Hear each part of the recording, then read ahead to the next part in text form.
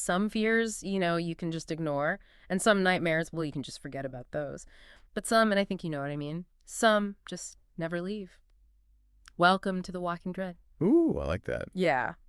Good. It's good. We don't just tell scary stories here. We really plunge into the heart of them. Yeah. To kind of extract those chilling truths that lie beneath. The juicy bits. The juicy bits, exactly.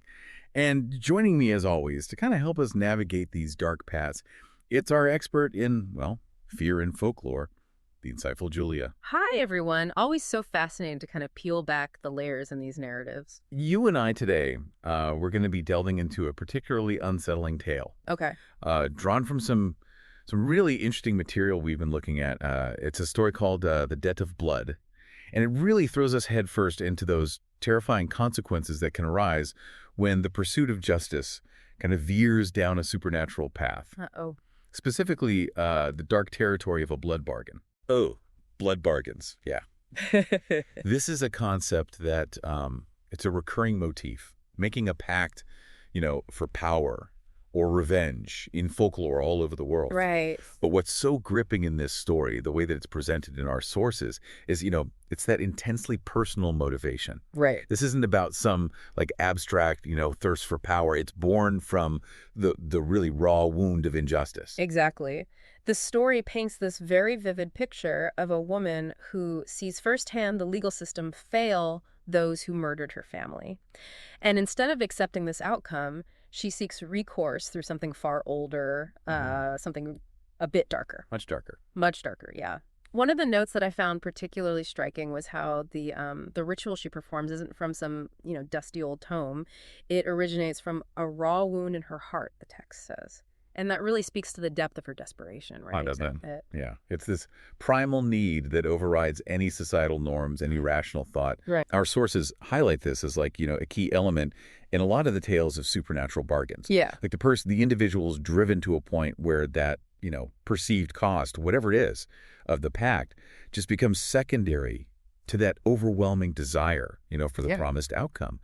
And in this case, vengeance. Right, and in this case, it is vengeance, and it's not even like she's offering up her soul, because according to one of the sources, she believes that's already gone.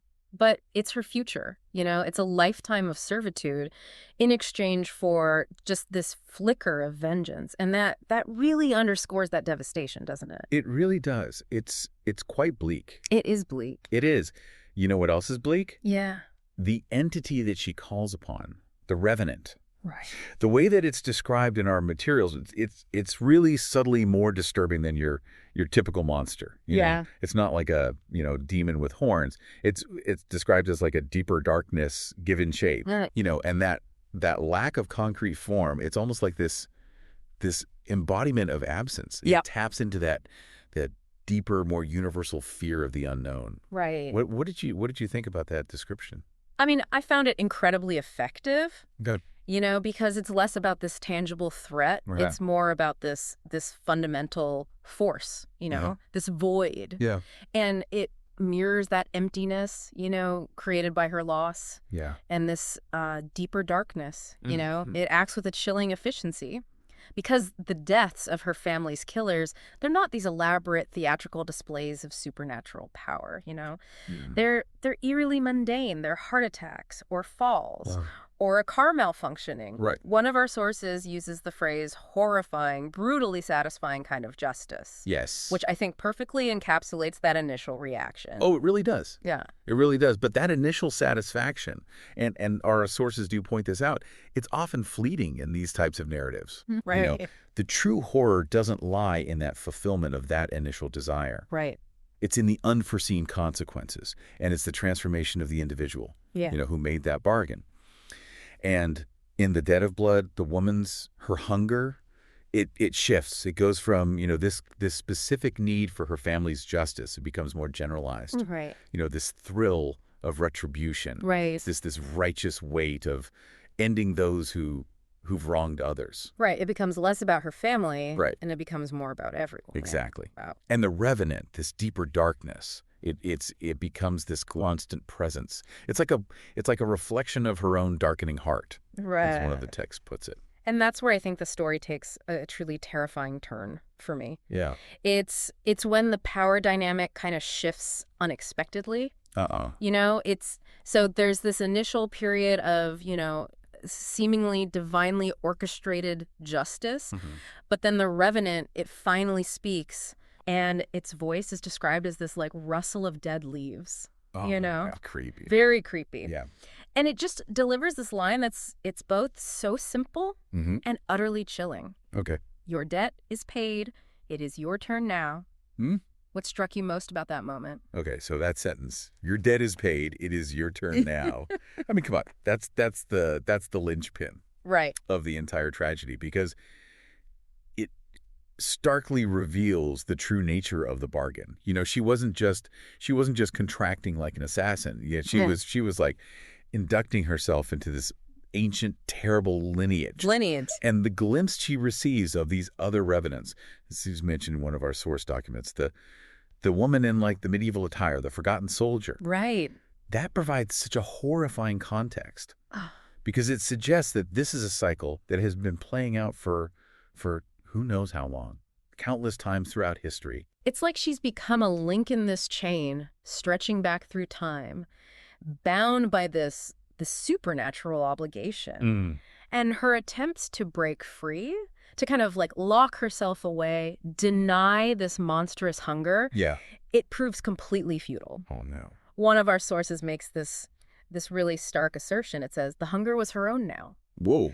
And that is a terrifying realization. It's not an external force anymore. Right. It's become an intrinsic part of her being. It's a part of her. And it's what's particularly unsettling, and it's highlighted in several of our research materials, is the level of awareness that she retains. Yeah. Even in this transformed state. Yeah. She becomes this shadowy figure whispered about in news reports linked to these unsolved deaths of criminals who evaded legal punishment. And they call it a curse, a vigilante who's gone too far. Right, but they're only half right. They're half right. Yeah. Because she's not a vigilante anymore. She's something else entirely, something beyond human. She's become the newest link in an ancient, terrible chain. It's true. The revenant itself isn't actively controlling her, but it's there in anticipation, waiting for her to fulfill her part of the bargain, just as it fulfilled its own. It's a perversion of justice, isn't it? Precisely. And like one of our sources emphasizes, she hasn't become this like righteous instrument of divine retribution. She's become like a twisted mirror image of those she initially sought to punish. Right. They exploited the legal system to escape accountability. Right. Her punishment is to exist forever outside of it, an eternal outlaw in her pursuit of this dark supernatural form of vengeance. And there's a profound and I think really tragic irony there, because she sought justice for her family's killers who manipulated the law, and now she herself is forever beyond the reach of any law, operating in this shadowy supernatural realm. It's like a cyclical nature of corruption that our sources on folklore often explore in relation to pacts and curses. Absolutely, yeah. And perhaps the most poignant aspect of this whole thing, and several of our analyzed texts suggest this, is her final act of defiance. It's not directed at the revenant or at, this cruel twist of fate. It's directed at her own victims. Wow. Each act of this monstrous vengeance becomes a desperate plea. It's whispered into the darkness, It's this desperate hope that the next victim or the survivors of a next victim will somehow find a way to break this terrible chain, to discover the ending that she can't achieve. So she's trapped in this horrifying cycle, a judge, jury, and executioner, yeah, driven by this monstrous necessity. But amidst all that relentless hunger, there's still this flicker of hope. Yeah. This clinging to this idea that someone someday will find a way to sever that bond, to end her existence and the cycle itself. It's bleak, but it's a compelling portrait of cursed existence.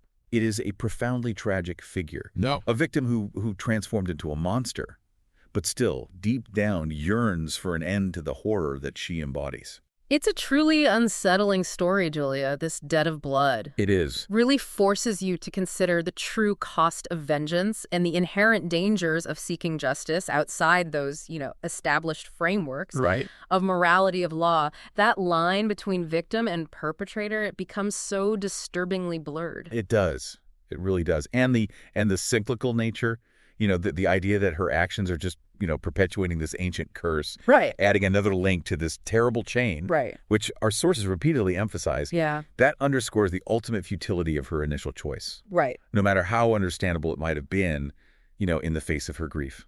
Right. So just to kind of recap, the core of this chilling narrative for you. Okay. A woman driven by the injustice of her family's killers evading legal consequence enters into a pact with this shadowy entity for vengeance. But the price of this bargain is her own transformation into a monster, forever trapped in this unending cycle of retribution, ultimately becoming this twisted reflection of those she originally opposed, existing eternally outside the boundaries of law.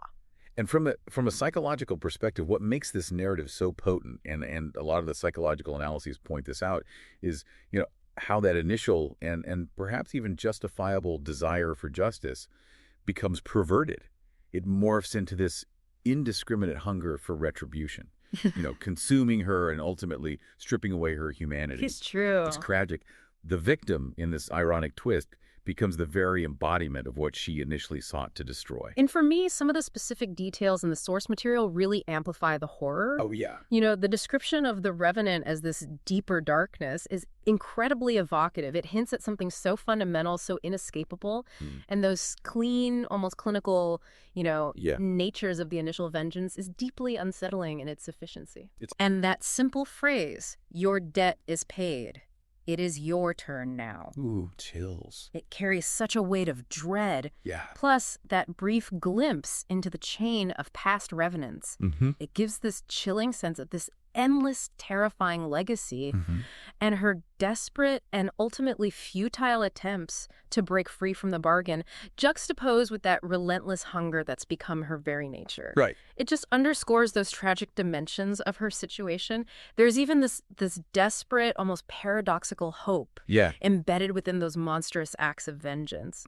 This silent plea for someone to finally break the cycle. It's heartbreaking. It is. Those carefully chosen details, they really do paint this vivid and disturbing picture of her descent. Yeah. And the inexorable nature of this ancient curse. Right. The deeper darkness suggests something so primordial and inescapable. And those untraceable deaths, they highlight that supernatural element at play. Right. And the chain of revenants, that just powerfully illustrates that timeless and binding nature of this dark pact. It's true. And her, internal struggle against her own hunger. Right. That adds this really crucial layer of internal conflict to that external horror, making her fate even more tragic. It does. And this narrative really resonates with those broader themes that we often explore here on The Walking Dread. Yeah. The blurring of the lines between reality and nightmare is starkly evident, as is the examination of those dark consequences stemming from those seemingly justifiable desires. Yeah. And there's definitely that lingering sense of unease, that unsettling feeling that this kind of cycle of vengeance in some terrible form could potentially continue indefinitely. Absolutely. It delves into the fragility of our own moral compass, when we're confronted with extreme injustice. Right. And that inherent danger of allowing even righteous anger to lead us down these terrifying, irreversible paths. Yeah. The fundamental question of, what truly constitutes justice and at what cost can it be pursued, that lies at the heart of this chilling tale. This tale leaves us with a chilling thought. When seeking to right a wrong, how to ensure that we don't become the very darkness we fight against? Ooh, that's a good one. Yeah. That's a good question. And can such a monstrous debt ever truly be repaid? Or is it a curse destined to repeat across the ages? It's that question. Much like the rustle of dead leaves, it seems to linger long after the story's over. If you found yourself drawn into this descent into darkness with us, be sure to follow The Walking Dread for more explorations into the eerie, the unexplained, and the truly unsettling. Yes. Sleep well, if you dare.